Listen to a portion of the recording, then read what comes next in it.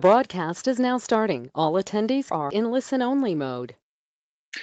All right. Hello and happy Tuesday, everyone. And thanks for joining us for another edition of Mastering the Marketing, where we're going to be focused on building trust and nurturing your database through educational content.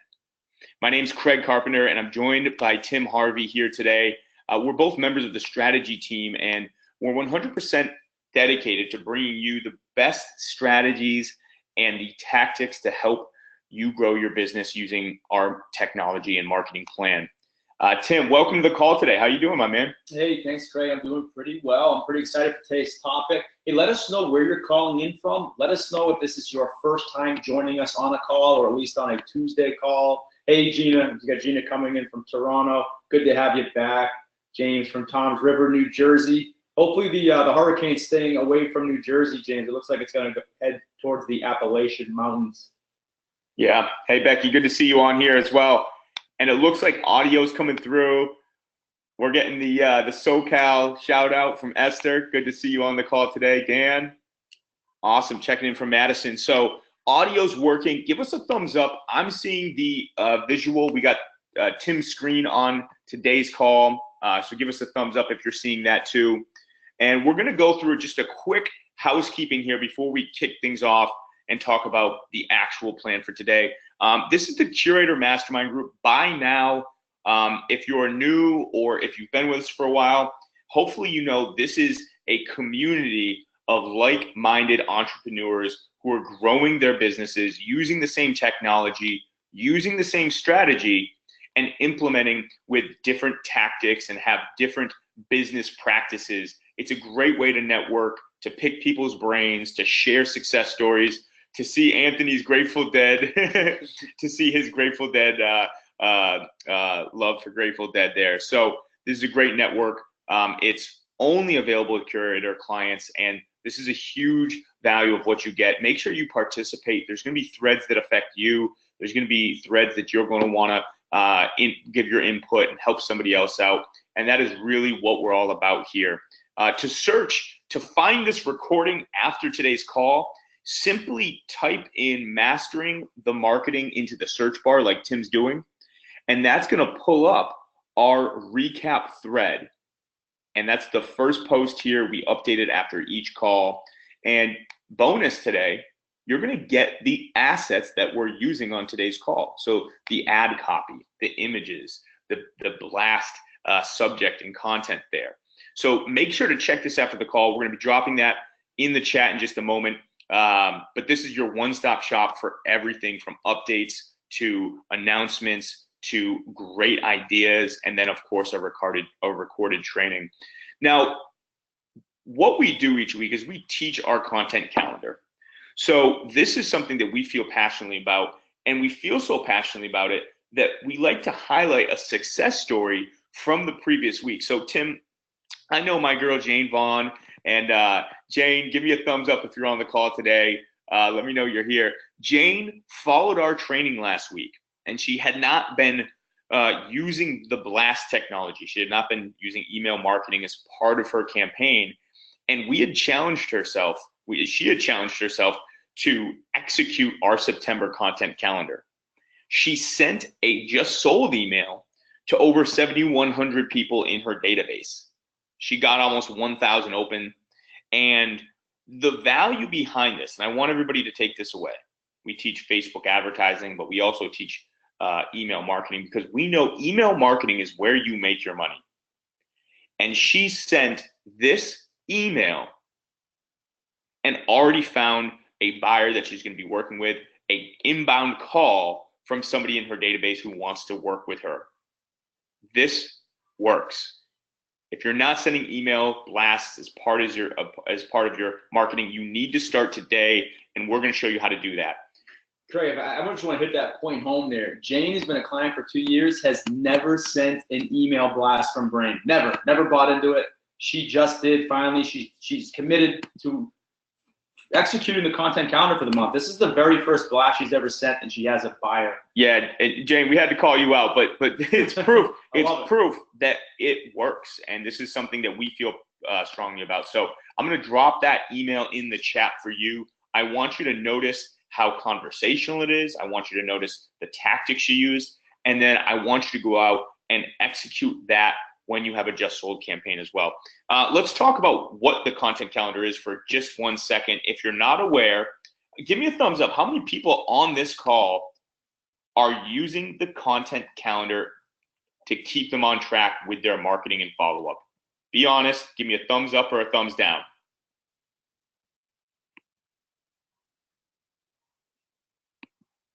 Beginning to, I'm seeing some thumbs up, which is helpful.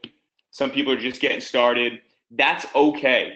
This is going to be your framework. If you ever had questions of what to do or when to do it, this calendar takes that out of the question. You're enrolled in these trainings now. You're going to be available. You're going to be registered for every single training. So every single Tuesday, if you have questions, join us. We're here to help. So Tim, let's get under the hood. Let's show people what we're going to do today, and then let's actually show them how to do it. Yeah, let's do it. So what we are, if you look at the content calendar here for the 12th, we're saying create an education blog. And the topic of this blog is how to save $100,000. So we're on the content calendar. If you're following it, we're saying this is what you create. This is what you need to advertise, or who to advertise it to, for how much, for how many days. And this is who we're going to blast this to. So that's exactly what we're going to do today. We've already created it, so just follow along. We're going to recreate it on the call, and we'll give you all the tools you need to complete it on your own. So here is our blog, 3 ways to save 100K on your next home. We have a few different objects here. We have the simple CTA hero, followed by a basic text, a video embed here of Craig classing it up with a whiteboard. Love it. Some more text explaining what this concept is. What this really is, everyone, is 3 different strategies to pay more each month. All we're giving them is a few different tools on how to pay more each month, so to save up to 6 figures, depending on how much the loan is, of course, and a few different variables.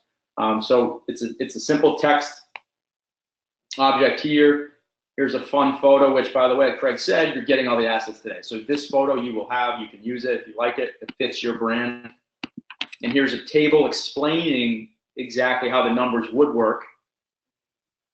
And we close it out with a call to action, a CTA. If this was relevant to a consumer and maybe they want some more information, you probably have plenty more tips than just this. They have the opportunity to then connect with you by going to your schedule page.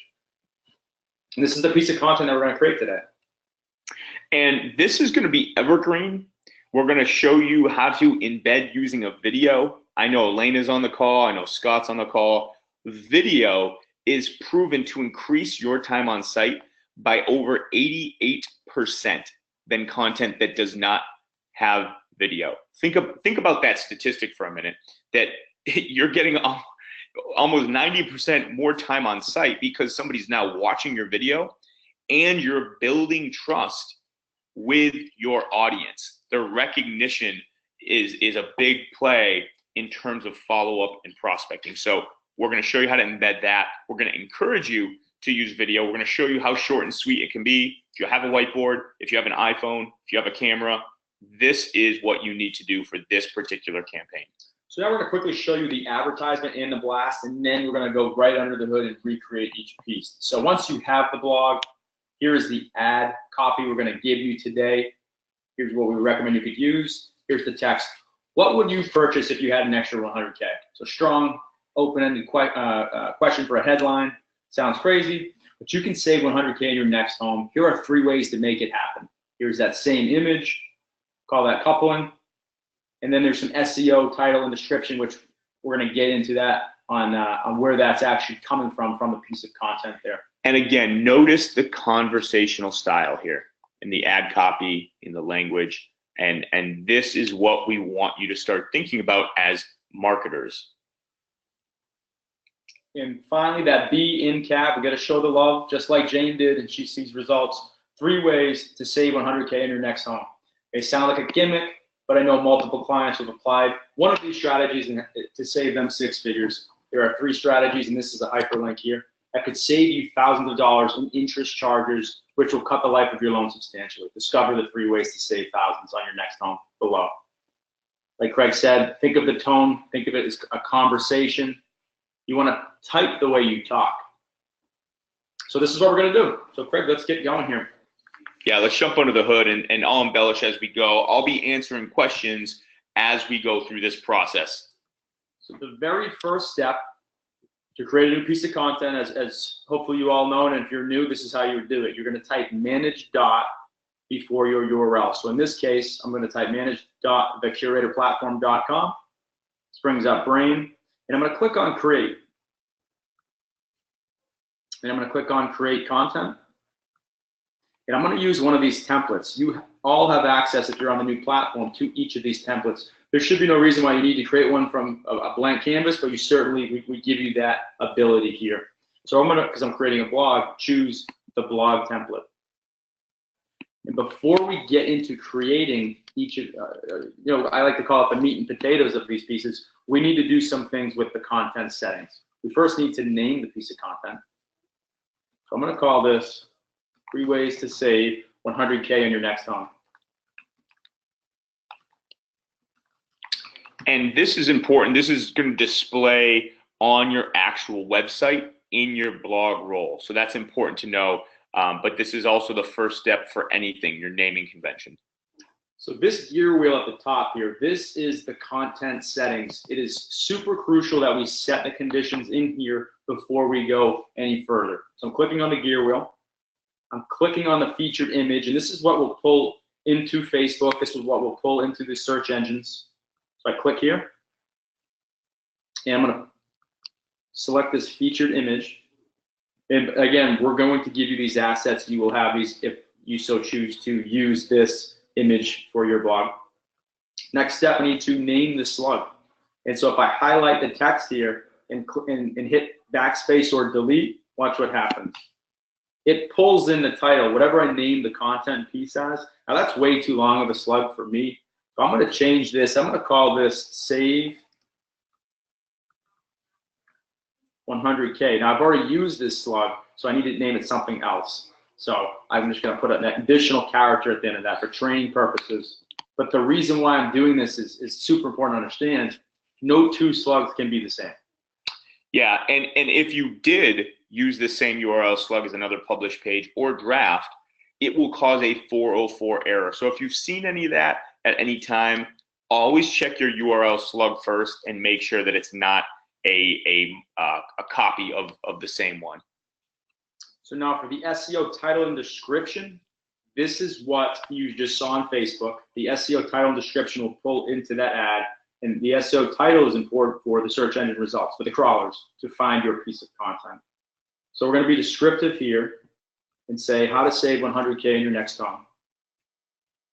And then the SEO description, this will also pull into the search engine results. Learn the 3 strategies. So I'm just being descriptive, just like the title of it says. I'm being descriptive of what this content is. Now when I scroll to the bottom, the categories is a blog post, right? If I wanted to make something a page, I could right here. Not relevant for today. The author, Craig, you're going to get the credit for today. So Craig will be the author. Clicking save, and now the conditions are set. The content settings are in place. We can now go step by step and create the content. So the first thing, and I'm going to do some cut and paste here because for the sake of time and what we want to achieve here. But the first object we have on this template is that simple CTA, and that's what we're going to actually keep for this blog. So I need to replace this photo. So I'm going now into the object settings. So each one of these objects have their own set of settings. I'm clicking here. I'm scrolling down to the background image, and I'm deleting the one there. Clicking it again to bring in that same featured image. And I'm simply clicking save. Now, this text here, we're going to get rid of that. Now, if you just hit backspace, you might notice I've come back. See how I did that? So just put a space in there, hitting the space bar. So there's a space there, there's no text. Our hero image is now set. The next object, I'm going to go ahead and delete this text object here. I'm going to drag in a different one. So we're still going to use a basic text object. So I'm dragging in this basic text.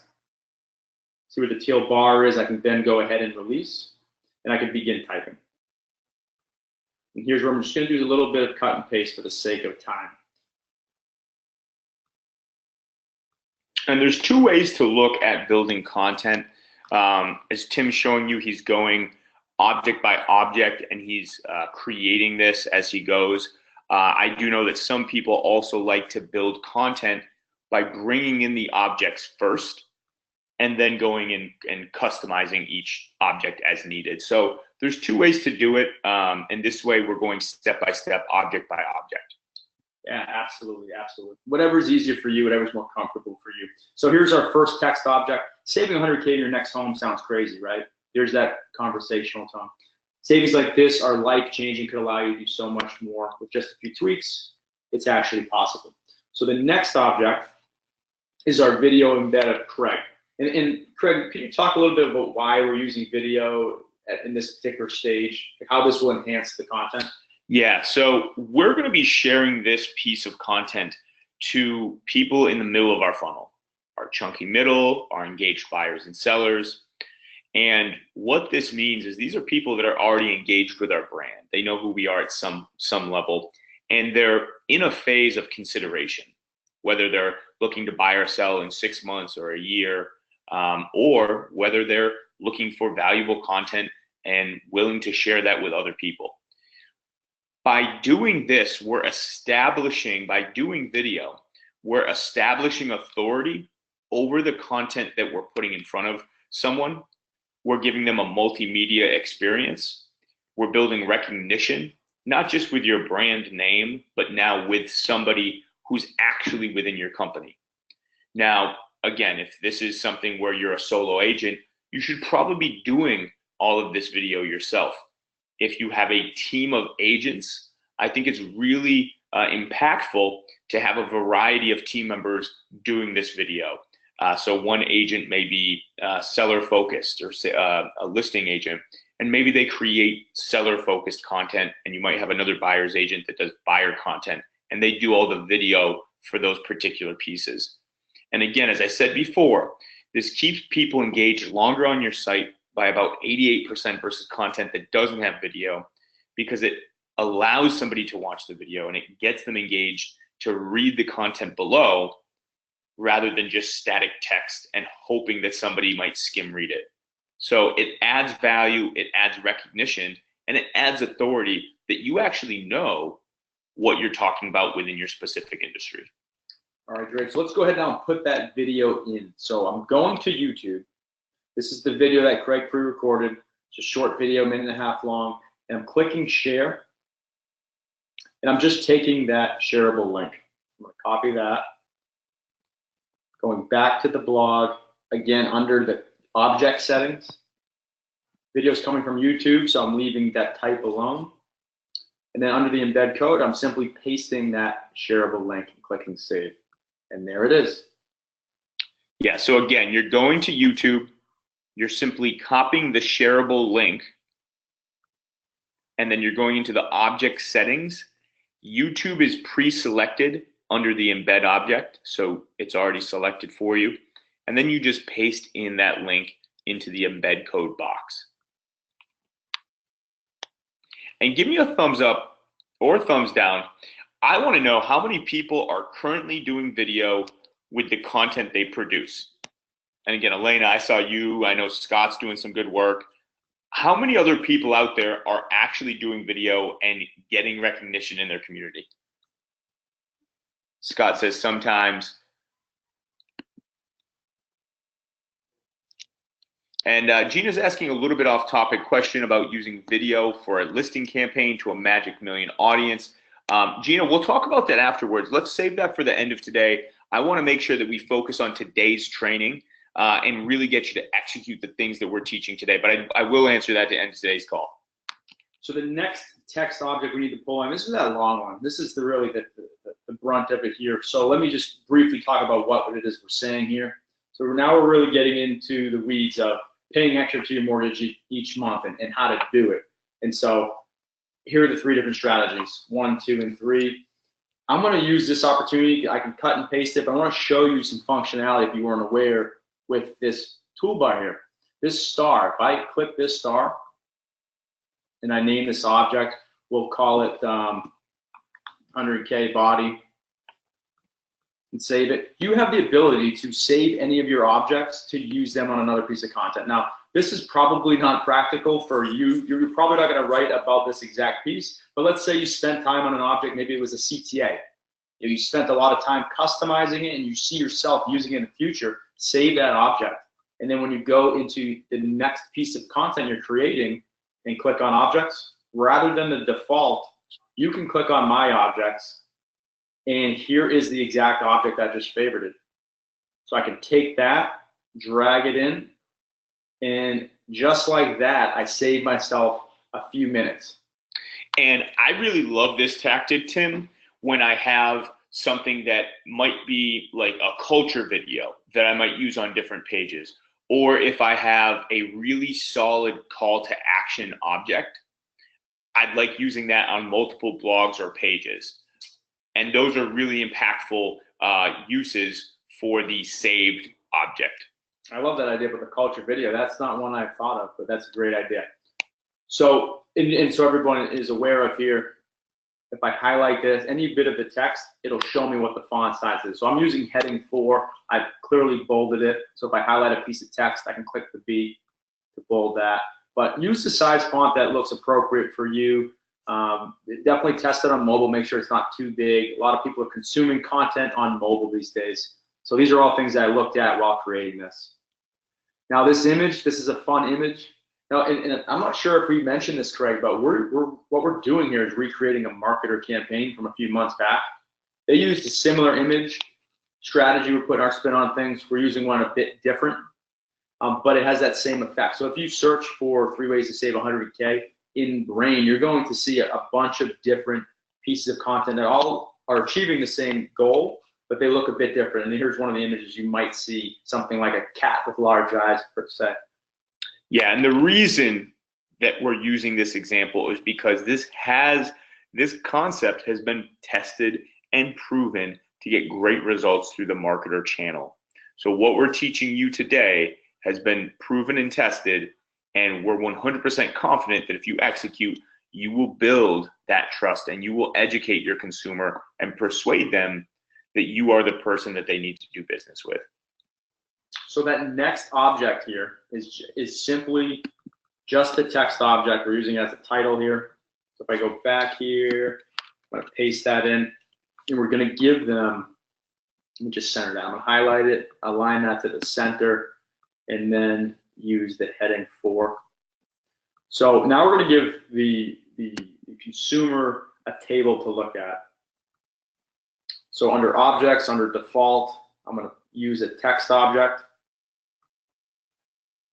And here I'm going to delete the text, but I'm going to pull in that table. So insert image, drop image, and then I save that table, and you're going to have access to this table as well. So let me just erase the rest of this text here. And I want to make this larger. Clearly, I need to make this larger. So if I go back to the example, I click on it, I can see at the size I had, I chose 800 pixels. So if I click on the image, click on change size, I can simply just change it to 800, and there it is. It's much larger now. So now we're down in the CTA, that call to action. So here's what we want to do here. If this background image works for you, feel free to leave it. I'm going to click on the object settings again, scroll to the bottom and trash it, and I'm going to pull in a different image that you'll have access to. And it's just a nice lady enjoying her tea on the internet. Clicking save, we're going to change the text here. So like I was saying earlier, we're giving some real estate tips to somebody. If they've made it this far down the piece of content, then there's a pretty good chance that they'll want to learn more from you. So want more real estate tips to save? We've got plenty to share with you. and you're making this call to action, the secret behind call to actions is to be very specific to the content that the person just engaged with. So, you know, if we go straight in for a search for homes, it might not be as relevant as want more real estate tips, you know, to help you save money, because that's literally what we just helped them do. And they might be interested in more of that content. If it was a blog about restaurants, maybe we could say, want to learn more about the Boston restaurant scene. And maybe we do a different blog for other neighborhoods on their restaurants. Or if it was a top 10 amenity blog about Tim, maybe roof deck condos in Boston, my call to action would say, looking for other homes in Boston or haven't found the right one, search for more homes here. So you need to make your call to action very specific to the content the person engaged with. If you have something that's an open house, or if you have something that's maybe, you know, a best gyms and yoga studios in Boston, and then you have a call to action that says, want to sell your home, that is so far on different ends of the spectrum that it doesn't sit well with the consumer, and it actually confuses them when they get to the bottom of that content. So keep that in mind when you create your CTAs. Yeah, when I look at it, I think of it as the consumer's on a journey. Let's keep them on that same journey or a similar path. Let's not hit them with a 90-degree angle and give them something completely irrelevant to the content. So let's go ahead and change the button, because now the button makes no sense, get home value. So what I'm going to do here is I just erase the text that was there, pasting in let's connect. And when I click edit link, it's going to the seller's page, that home value, and we're going to make it go to the schedule page. And just to embellish a bit, I'm going to add in an icon, that phone. I can align it to the left or to the right of the button. Click save, and that is complete. And there's one last thing I want to do on this, Craig. I'm going to change the opacity. So I'm going back under the object settings. I'm clicking on my branded colors for this site. And I can change the background opacity. In this case, I might do 50%. Let's see how green that is. We don't want it to be too green, but enough of you can see your branded colors. We don't want the image to detract from what it is we want the consumer's eye to go to. So, yeah, and to that point too, having that similar opacity like you saw, or that similar color scheme that you saw in the hero object, gives the consumer the indication that there's a clear, you know, this is the end of the blog, and this is the pathway to take them to that next journey. So that's what that color scheme will do as well. Yeah, for sure. So this brings us to the end of the seeding tab. We just created that content. Now we need to publish. So I'm simply clicking publish at the top, and we have a live blog on our site. So if anyone goes to our website organically, let's say they land there, they now can see this piece of content. But we want to do more than just that. We don't want to rely on people to accidentally find you. We want to go out and find those people who would be interested in learning more about this piece of content. So what I'm going to do here now is pivot over to Facebook. And so I'm going to pull up my Charlestown Skydiving Facebook business, which doesn't really exist. And someday. And maybe someday we'll get there. And we're going to recreate that ad that I showed you at the beginning of the call, this one right here. So I'm just going to take this ad copy, head over back to Facebook, and create this post. So the structure is the same. If you tuned in and followed Craig yesterday or me on last Monday, we talk about the structure of our Facebook ads. Typically talk about a headline, a call to action, and then some embellishments. So for listing, this is the battle-tested structure. This is what we don't deviate from because we know it works. Now at the middle of the funnel, we may deviate a little bit, but we still have that headline, and we still have that clear call to action, but the order may just change a bit. So here what we're saying is, what would you purchase if you had an extra 100K? A thought-provoking headline. Sounds crazy, but you can save 100K on your next home. Here are 3 ways to make it happen. That's a very clear and concise call to action. And we're adding some color by using emojis. We want to attract attention to this post but we're not including too many emojis where we're now detracting from the link we're going to put in here in just a moment. Yeah, you want to use emojis very tactfully and tastefully. I've seen ads and I've seen emails from all sorts of businesses that overuse emojis, and it looks like a 15-year-old is literally texting their friends. So keep in mind, your business page is a reflection of your professional brand, and you want it to be reflected as such. So use them in a limited capacity, and the real reason is to bring color to the certain areas that you want to get the consumer to go to. If you want to pull up the emoji prompt, if you're on a Mac, it will be Control-Command-Spacebar, and you'll see what you see here on the screen. If you're using Windows 8 or above, it is the Windows button and period. If you're using Windows 7 or below, you can go to resources like getomoji.com. You can have access to hundreds of emojis that way. And I just dropped that in the chat for everybody as well. So the next step, we need to get that link in. We need something for the consumer to click on. So I'm going to take the URL. I'm copying that, going back over to Facebook, and I'm going to paste that in the Facebook post. Now, notice I didn't magic link that. I also didn't use Bitly. I'm going to use a different approach here. Depending on how long your slug is, it may not look good, but I'm going to at least give you a way to chop this down a bit. So you can, I don't know if anyone actually knows this, Greg, but you can remove the HTTPS / www. You remove everything before the beginning of the URL. That will not break the link. And then I can even capitalize the first letter of each word if I want to really make your brand pop. And then the benefit of this is the branding aspect of it, especially if you have a great branded URL. Nice short slug. We can get that nice, clear, concise link to click on. And when I pasted the link in, notice what it pulled. It pulled the metadata right from the website. It pulled that featured image. It pulled the SEO title, the SEO description. That's why it's so important when you're creating the content to first set the content settings, because this is exactly where that's pulling from. If you skip that step, nothing will populate here on Facebook. Yeah, and furthermore, if this doesn't pull up on the first attempt when you go to drop that link into Facebook, how would you resolve that, Tim? Yeah, great question, because when I created this, it didn't. So I took the link, I'm going to copy it here. You're going to go to this Facebook debugger tool, which will drop the link here for you in a minute. But all you need to do is paste that in and click the debug.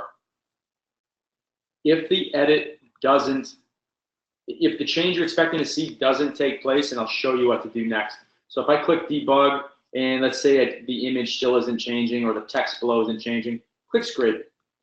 And that, sometimes it takes more than once. I just kind of go back and forth between debug and scrape, and a couple of clicks later, that change will pull through.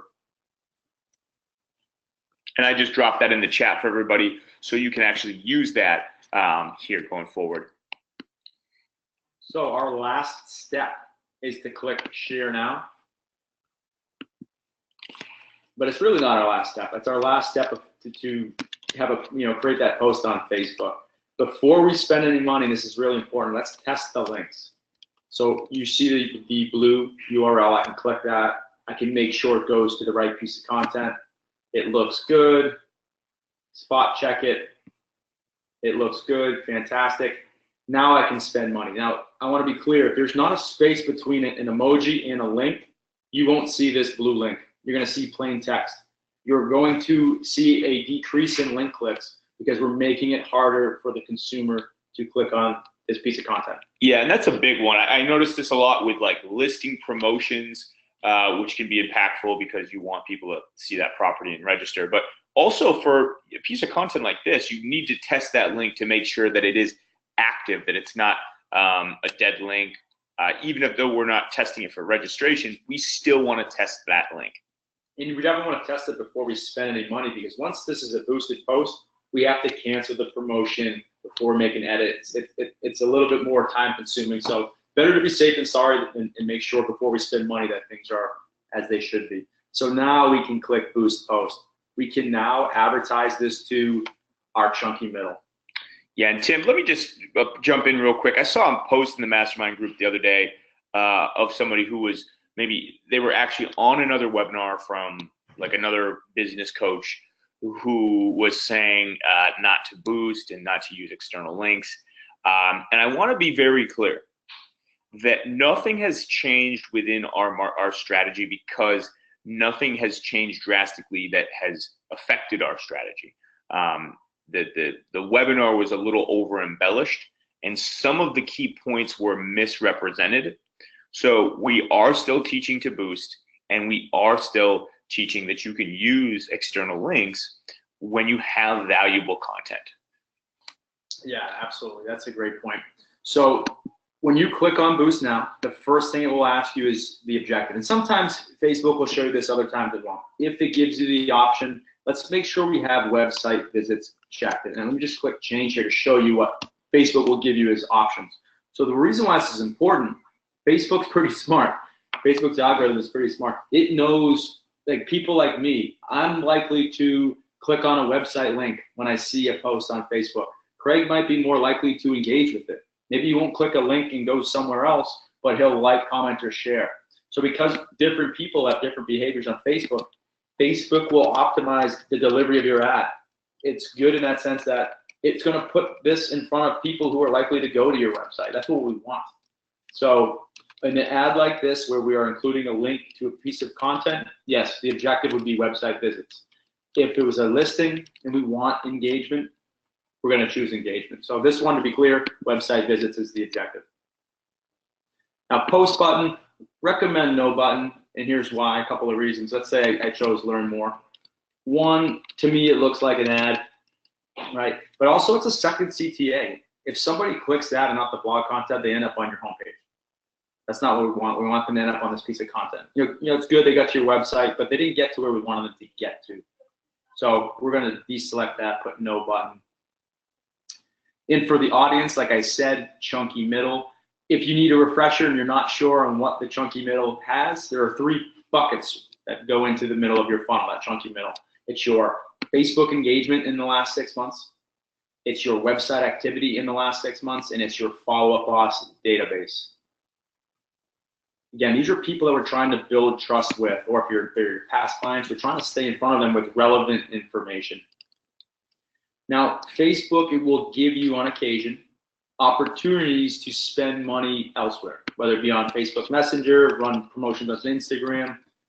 So we typically recommend to separate your budgets. If you have a good Instagram following, or you're going all in on Instagram in addition to Facebook, then you can go spend money through Facebook Ads Manager on Instagram.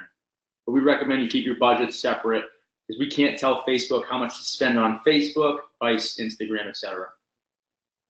Now, in terms of budget, if you're following the content calendar again, we're giving you all this information here. Trying to make it so you don't have to think too hard about it. So we're saying at the middle of the funnel, spend $3 to $10 per day for 7 to 14 days. So we're going to keep $70 here, and we'll do it for the week for the duration of 7.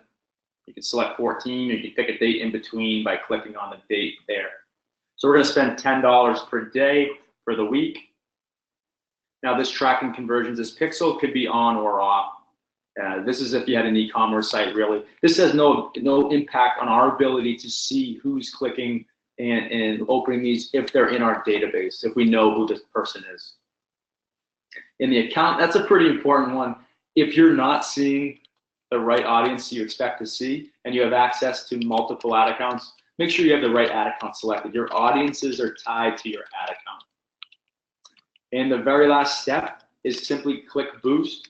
And for the next week, you're going to be reaching your chunky middle, but specifically people who are likely to engage with a link and go see a piece of content off of Facebook. So the next step, and I'm going to click cancel for the sake of this demonstration, but we've now done the C, we've now done the A, and we can't forget about that B. And Jane can attest to that.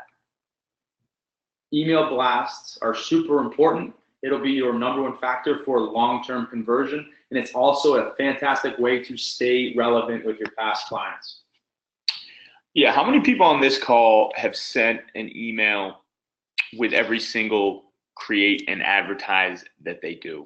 Again, I want people being honest here. I want to see who's doing this. And those are the people, I can tell you, that are seeing the strongest results. 100% of the time, those people are going to see the best results. And I see some honesty here. I see a couple no's right off the bat, and that's not shocking. This is something that you need to be using within your database. I've heard the term that email marketing is dead, and it's not. It's still very much alive. It is more competitive, but this is the most intimate part of somebody's life, where they get to check that. Nobody else, people can see your Facebook page, people can see your Instagram. Nobody can see your inbox. And if you have great content delivered to that inbox on a daily, on a weekly basis, and you stand out and you touch those people in your database at the right times, that's going to help you to persuade, to nurture, and to ultimately gain that person as a customer. So, Tim, show us how we're going to go through this process here. Absolutely. So what we need to do is go into Brain, right? So when you log in, we're going to use Scott Bunn as an example here. Scott is a relatively new client, and he's been great to work with down in Virginia. So we'll use his account. So manage.scottwillsell.com. And I want to show everybody something here. You all have access to this now. The email that I showed you, I'll pull it back up here. This email is in Brain. You can find it today. Now we're going to give you this asset, but if you wanted to go find it before then, simply search for the subject line. So if I go back into Brain and I type in 3 ways to save 100K and click view all on the blasts, you'll see my example, but you'll also see all the marketer examples in here. So any size list, and you can see all of the clients who have already sent this email. Now, we're going to pick any one of these here. They're all relatively the same, but Michelle Humes, we'll use her as an example. If I click on the full version, I pull it up, and I click on save this email to the top right here. I'm going to show you how to load this as a template. Clicking save email, it's now saved. Now I need to click on create a blast, that button, that red button at the top right. I'm going to click that. Now we can choose a segmented list. In fact, let me give you a stat here. Recipients are 75% more likely to click on emails from segmented campaigns than non-segmented campaigns. And that's coming from MailChimp from last year. Recipients are 75% more likely to click on emails from segmented campaigns. That's a huge number. And it's because it's relevant to them. Not everything is relevant to everyone. We're all at different stages in the buying or selling process, right? This might be relevant for past clients, but a just listed is not relevant for past clients. So rather than become white noise or, God forbid, be unsubscribed, right? We want to get the right content in the hands of the right people. So a lot of the things we do at the middle of the funnel also apply for past clients. Like we did last week, the Houseplants 101. That's a topic. It was a lifestyle blog. That is a great way to stay in front of your past clients. So we're going to select that past client sphere of influence list. So I'll select the 81 past clients that he has, click continue. And here's that blank canvas. But if you notice to the right of the subject line, load template, if I click that, scroll all the way to the bottom if you've been saving emails, because it'll be the bottom one, and I click load, it just loaded in that email I just favorited. So if you like the copy that's already there, the text that's already there, all you need to do now is just change out the link. So I'm going to click remove. Now, clearly we want to send them to the right website and remove that. Now all I need to do is put in the correct link. So if I go back to the piece of content, copying the link. Again, I'm not magic linking it. When I'm sending an email from Brain back to my website, any link is already magic link. That's the beauty of Brain, or one of the many beauties of Brain. I'll tell you what I won't do is use Bitly in Brain, because that will break our ability to track who's opening what, who's clicking what when you're looking in follow-up off. So just sharing the organic URL. When I paste that in here, it pulls that featured image, it pulls that SEO title and description again. Again, this is coming from the content settings. Another reason why it's so important to set those parameters before you move on, because we need, if we're going to advertise it or blast it, we need to make sure that's set. So that's a hot link, but we're going to also include a hyperlink. So if I highlight 3 strategies, I'm going to bold this here, make it stand out. And then I'm going to click on insert link on the toolbar. I'm pasting that URL again, checking off open in the new tab and clicking insert. So now we have a couple of opportunities for the consumer to click and see this piece of content. What we're doing really is taking a few words or string of words to draw attention to the theme of what we have here. What it really is 3 strategies on how to save money. Here's the headline, or the subject line, and I sort of breezed over that when we loaded the template, but notice the recurring theme here. It's very similar to all the other copy we've already had, talking about 3 ways to save $100K in your next home. That's a pretty specific headline. Not to mention, it invokes emotion that, okay, that's a lot of money. 6 figures is a pretty good sum. I do want to learn more about that. So that can entice someone to click. Now, there's such thing as clickbait, but there's also clickbait that's misleading. This is not misleading. We're going to show them exactly 3 ways to save 100K to entice those opens. So yeah, and one thing I'll say there too, real quickly, is you could that prompts curiosity. You could also use loss aversion here by saying 3 ways to avoid losing 100,000K on your next home. So like just by using that one word, losing, and avoid, that will also play into the emotion of the consumer with loss aversion. So that's another tactic you can take when kind of going through and brainstorming your subject lines. Absolutely. And if you want to use emojis in the subject line, you could, just like Facebook. Same rules apply. Control Command Spacebar on Macs, Windows 8 or above, at Windows key in the period. And if that emoji didn't suit you, you can simply type 3 or even the number 3 to have that stand out, be a variation. So that is the email. You can access those in Brain. I encourage you all to take a look at the open rates and click-through rates on any of these blasts that have already been sent. Before we click send, we want to send ourselves a test email. So I'm going to send myself a test email and review this. And there's a couple of reasons why we want to do that. One, I want to know, do the links work first off? Before I send this out to potentially hundreds of people, are my links going to where I think they're going to? And the other reason is because I want to know how this looks on mobile. I can see how it looks on desktop. How does this look on my cell phone? And let me give you one more stat here. 80% of email users are expected to access their email accounts via a mobile device by the end of this year, by the end of 2018. 80%. So if 80% of people are using their phones to access email, potentially 80% of your database is looking at this on mobile. That is a huge reason to be checking out this, all of your email blasts on your mobile device before sending. Once it looks good, looks great on mobile, links work, I'm clicking continue.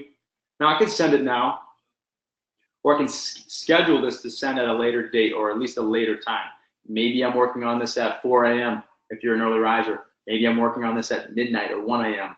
Those aren't good times to send out emails. They'll get lost in the morning shuffle. So I could schedule this email to go out Thursday at 2 p.m. And all I need to do here is click schedule. That email is then scheduled to go out. If before that scheduled date, you want to stop it from being sent out, you can cancel it. It won't delete the email, it would save it as a draft, so you can go in and maybe make some tweaks and then set the schedule again for a later date.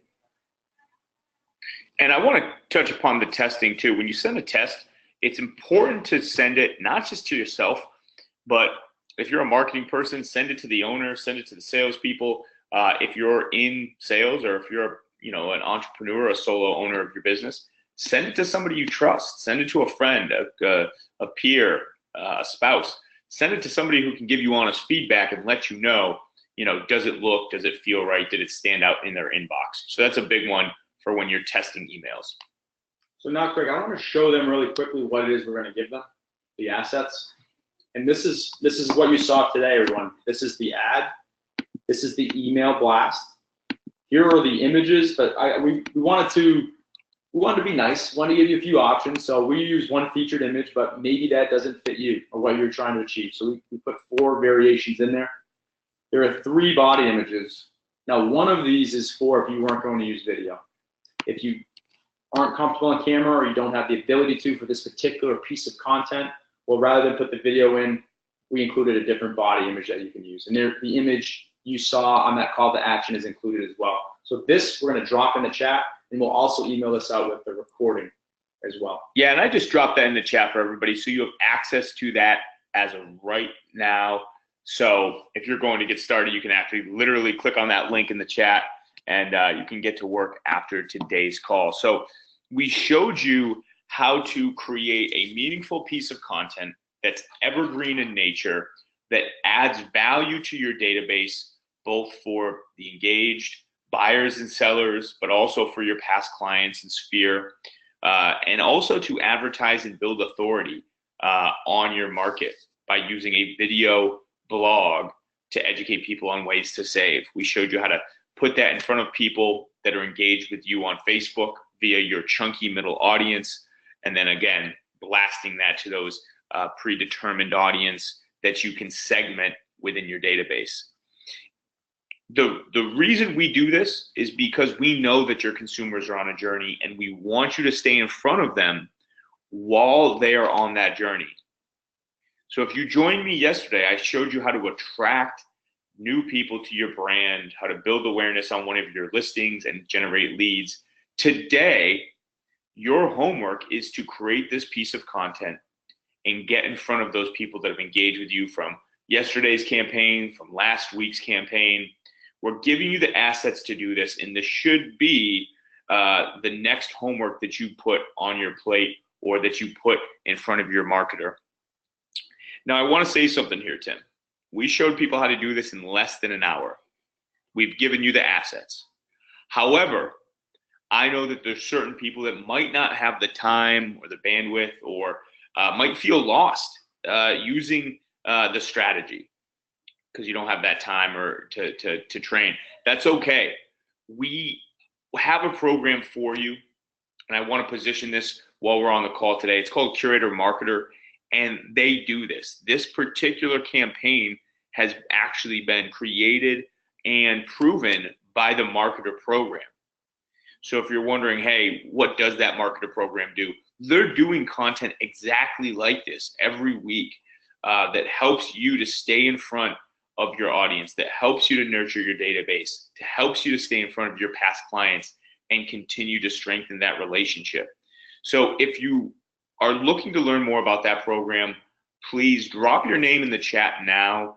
We're happy to reach out to you, or email myself, Craig at curator.com, or tim@curator.com after the call, and we're happy to have a more high-level conversation about that program with you.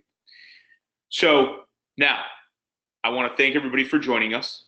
We do have a lot of questions, so we're going to get to those in just a moment, but I do want to thank everybody for spending time with us and learning and taking what we teach and putting that into execution. We know that this is how you're going to grow your business, so thank you for spending that time with us. If you didn't have any questions and you're looking to get off, before you do, you're going to be prompted for a quick survey. It's 2 questions. It's really simple, and it helps us a lot to understand what kind of value you got from today's call, what kind of questions you maybe had, or anything else that you can give us feedback that you're looking to learn, that you're looking to master from taking away from these courses. So please take a moment to fill that out. At this point, we're going to take a look at the